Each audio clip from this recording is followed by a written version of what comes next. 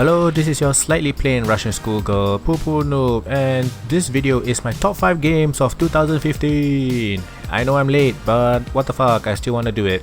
So, first off, why the arbitrary number of 5? Simply because I felt I did not play enough games to warrant a top whatever number that's bigger than 5. And while I'm also doing an honorable mentions list that has about, I think, 5 games in it, they were not memorable enough to be on my top list. As for my reasoning for having the games on my list, my number one criteria is simply because I enjoyed them. I will try my best to explain why they're there. I'm not exactly the best at articulating my thoughts, but the main reason is in fact because I just plain enjoyed them. Now, first off, honorable mentions. This is in no particular order. Okay, so my first game for honorable mentions is Galaxy. So this was a love and hate relationship. While I loved the slick movement that the game had and the ability to transform into a mech or aircraft at will, the difficulty was definitely a problem for me. But more than that, I felt it was just a little too empty as a game. Like it's called a roguelike or roguelite, whatever that fancies you.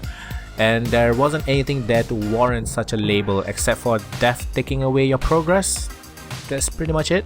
And the absence of a sandbox mode and only an episodic season game mode in the same vein of a Saturday morning cartoon was a little off-putting. But still, the game was bloody fun and it had really solid and tight mechanics. So yeah, Galaxy, honorable mention number 1.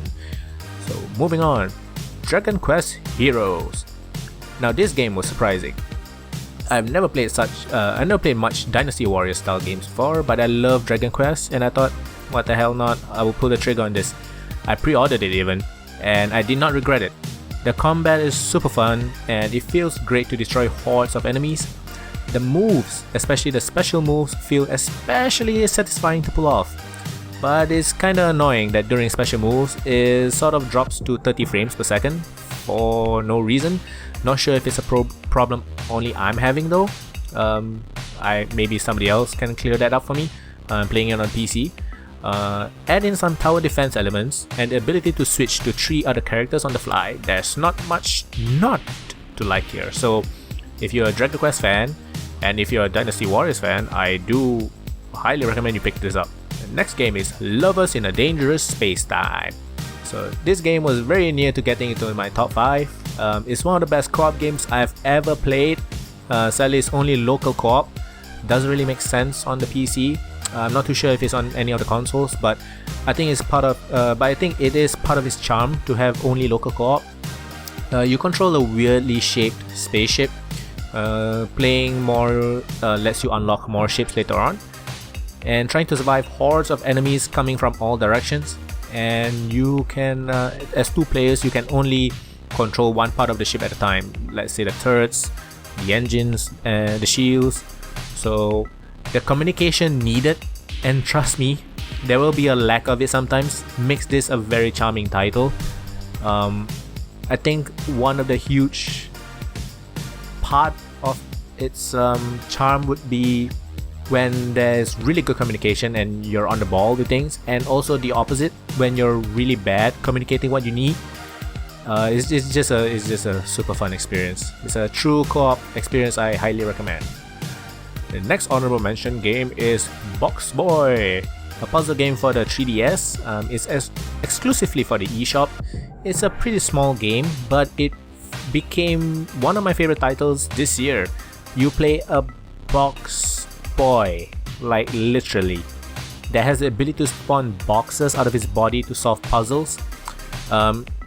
It kinda sounds weird, but trust me, it's more challenging than it sounds. And it's a really cool, quirky little title, and I really like it. It's really cheap on the 3DS, so if you have a 3DS, buy it.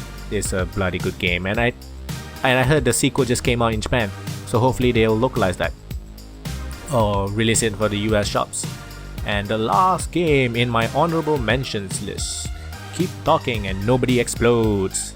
Another co-op one, and a great one at that. The game has 1 player in front of the computer screen or a VR headset as the bomb diffuser. So the bomb diffuser's job is to describe the bomb. and the other player or players will look through a document to give instructions on how to defuse the bomb. It makes for some frantic, exciting gameplay, and the game gets really fun and good when there are one of these two extremes. You either do extremely well in communicating or do really shit. So, but both are fun in its own way, and that is pretty much why that's the charm of the game. Basically, it's definitely a great party game. So if you do, I don't know, office party nights or party nights in general at your place, I would recommend Keep Talking and Nobody Explodes. It's a really cool title that I did not expect to like this much actually. Okay, now on to the grandmama of them all, my top 5 games for 2015. Starting with my number 5 game, Downwell. So I first knew about this game watching Jim Sterling's video on it. I thought it looked like a cool time waster. And it was pretty cheap, and it was that and bloody more. It's just so bloody fun to play. You're just a boy with gun boots dropping down a well. Super simple game. The power-ups changes the way you play. The guns are fun and feels really good shooting it. Almost has a visceral feeling to it, and it's one of my biggest surprise of 2015. And it's coming out for mobile as well, so I'm gonna give them my money again.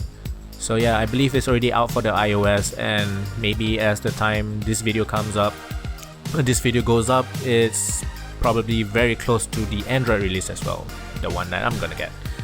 Okay, number 4, Life is Strange. Yes, SJW. I don't fucking care. I haven't even finished it yet, and I'm already in love with it. It's by far it's really not a perfect game. The first episode might put off some people, and sometimes the pacing can be better, but if you push on, you'll find a really sweet, touching story here. But let's not forget the time rewinding mechanic, which makes perfect sense in a freaking adventure game. It has its limits, but to make a decision and being able to rewind time to change it straight away, that is fucking brilliant. And yeah, the game just has a lot of charm. It's not a perfect game, not at all. I was a little bit frustrated sometimes during the story, but it's my number 4 game of 2015.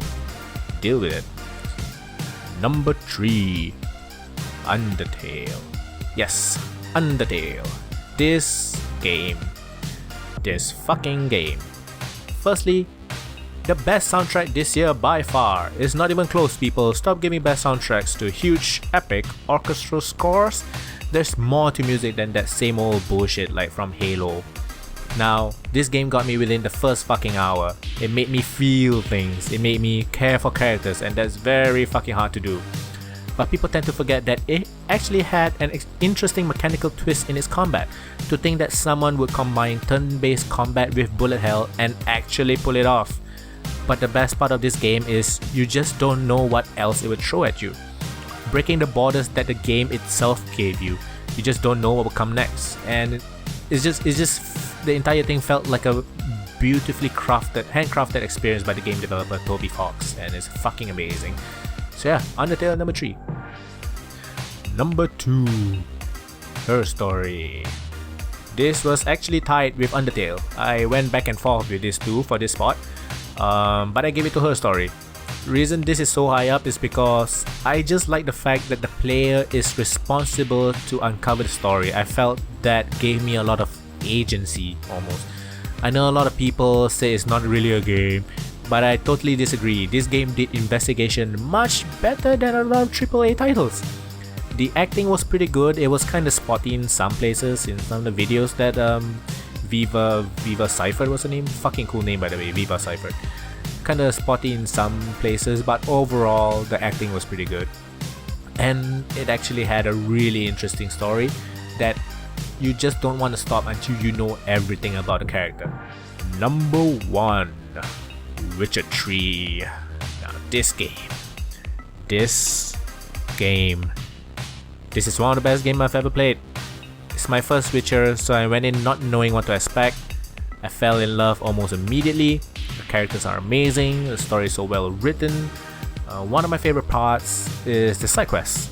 So it's because I felt the side quest was just so fleshed out, and all the characters is almost given life, and it feels like these side characters really do matter in the game world, even simple farmers. So like they're very dynamic, organic living beings almost, so I really love that. One criticism that I often hear from people that don't like the game is it has clunky combat. I could not disagree more. It's one of the best third-person melee combat systems I've ever played. It's almost a casual Monster Hunter or Souls game in terms of combat. I guess the Monster Hunter and the Souls purists will really hate me from saying this, but I think it's a very casual reiteration of that, where it rewards you for being patient rather than just button mashing. Plenty of times I reach a monster that I had to face to continue on the story and I kept dying. After dying a few times, I would change up my approach and more often than not get rewarded for it. I don't see many games doing that. Most just requires the player to bang their heads against the wall harder each time. So yeah, Witcher 3, my favorite game by far. And there you go, my top 5 games of 2015, with Witcher 3 being the top ahead of the rest by a wide margin for me. So yeah, thank you very much for watching and bye bye.